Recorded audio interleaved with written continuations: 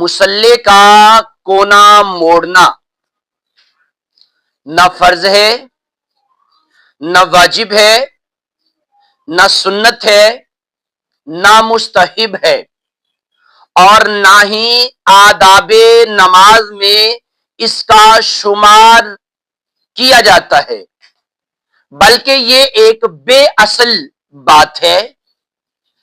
بعض لوگ نماز پڑھنے کے بعد مصلی کا کونا یہ سمجھ کر الٹا دینا ضروری سمجھتے ہیں کہ شاید اس پر شیطان نماز پڑھے گا، اس میں کسی بات کی بھی کوئی اصل نہیں ہے۔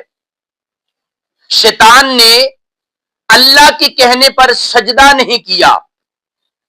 اگر آپ کے مصلی بچھانے پر ہدایت پا لیتا ہے تو بہت اچھی بات ہے کہ امت مسلمہ کی اس مردود سے جان چھوٹ جائے گی۔ ویسے اس مسئلے کا اسلام سے کوئی تعلق نہیں ہے۔